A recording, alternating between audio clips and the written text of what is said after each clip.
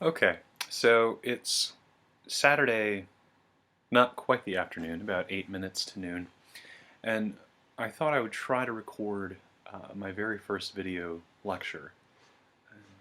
And I want to do this because I read Grammatology on my own several years ago, and I remember being, enthralled with it, very interested in it, piqued by it, but also incredibly frustrated by it.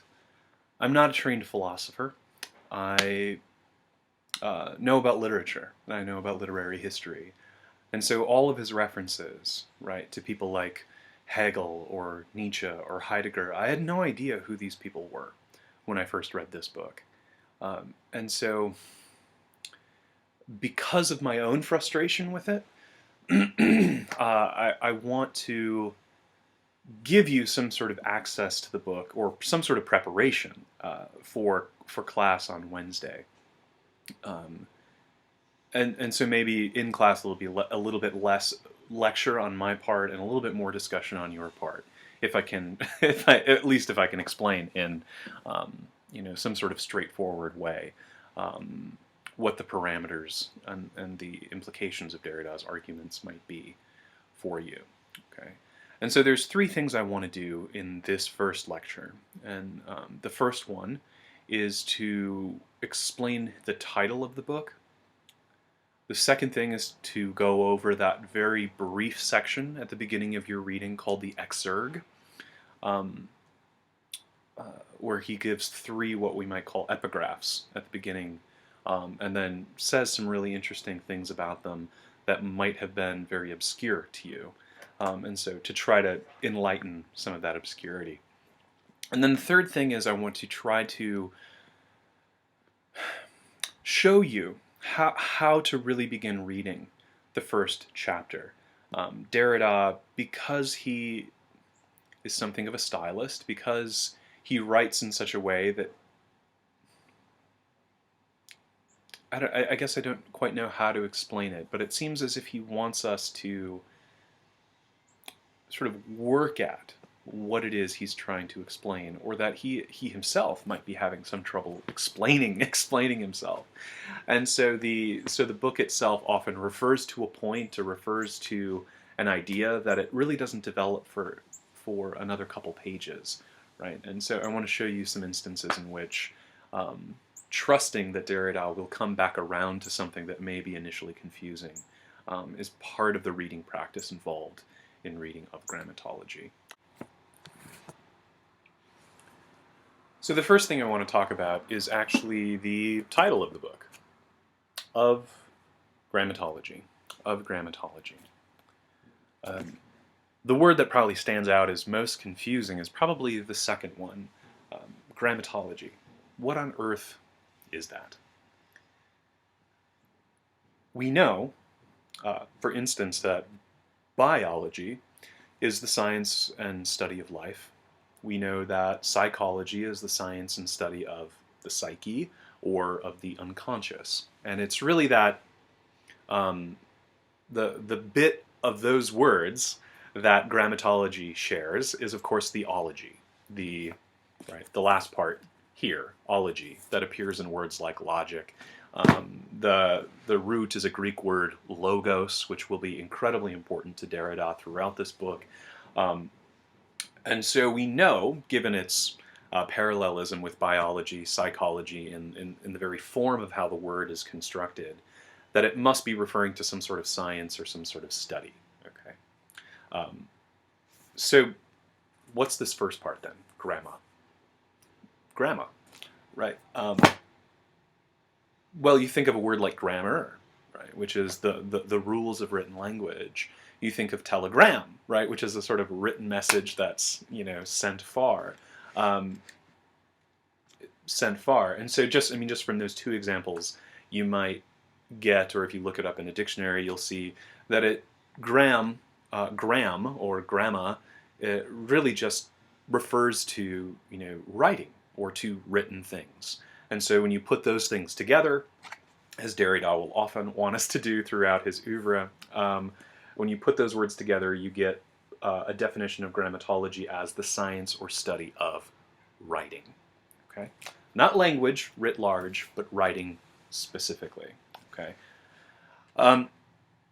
Now there's something of a joke in this word, right? For Derrida, grammatology, and he develops this in the Exergue, so around on page 4 specifically, he'll sort of draw that out. There's a joke in this word. It's an oxymoron. Because throughout the history of philosophy, and he's going to show this to us in chapter 1, the root of ology, logos, which I mentioned a second ago, is treated in ancient Greek philosophy, in medieval Christian theology, and even in modern philosophy. This word logos is used to refer to to the ground of all truth, right?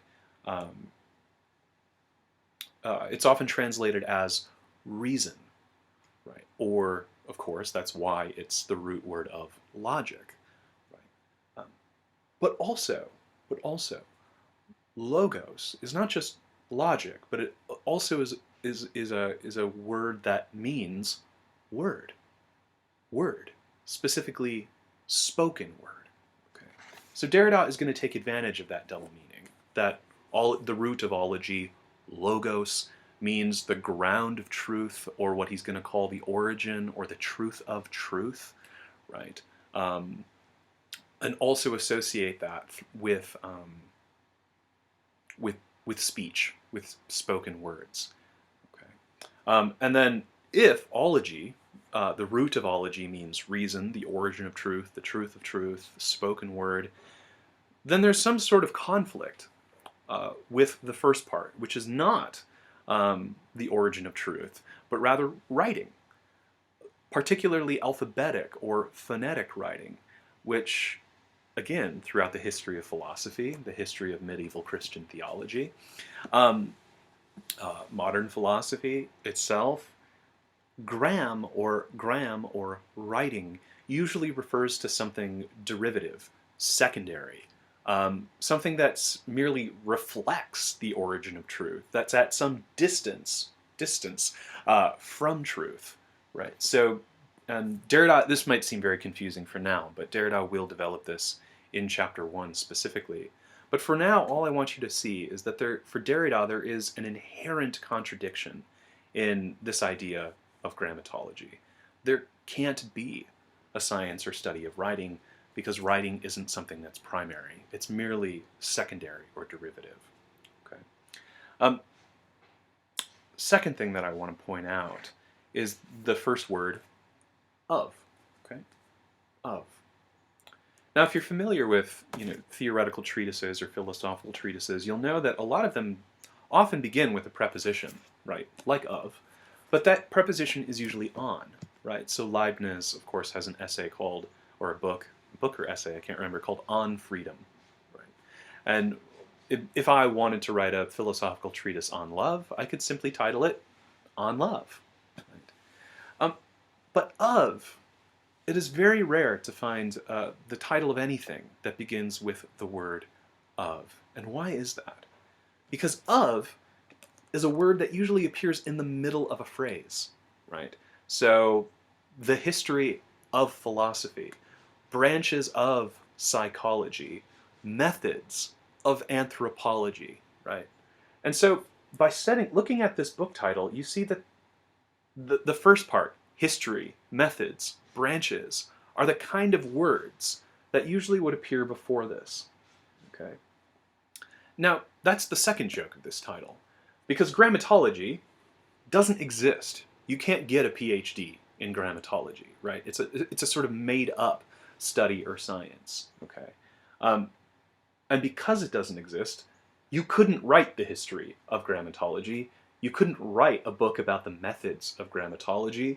It would be impossible to write a book about the branches of grammatology, right? There is no grammatology. It has no history, no method, no domain, right? The only word that would really fit in here, because the word grammatology is used occasionally throughout the history of ideas, the only word that would really make sense here would be like glimpses or shimmers, of grammatology, right? Nothing systematic, nothing developed, nothing that has a real influential history, but something that just occasionally pops up throughout the history of ideas. And so we might say this another way, that with his title, Derrida is referencing something that he actually makes a bit more explicit in the final paragraph of his Exergue, right? The paragraph that runs from the bottom of page 4 to the top of page 5. That just as we might say that the history of biology would constitute a fragment or a mere piece of the larger field of biology, right? We might say that this book, right, which is like blank of grammatology, would also, in some sense, then be a fragment of some larger field. But as I just said, that larger field doesn't actually exist. So what Derrida is signaling by this book, or by this strange enigmatic title, right, is that he's fashioning what he sees as a mere piece to a puzzle set that doesn't have any other pieces, right? It's a supplement without anything to supplement, right? And so what it supplements, what it's a piece of, belongs to something that doesn't exist here and now. Grammatology could only exist in some sort of future to which we don't currently belong and to which we currently have no access.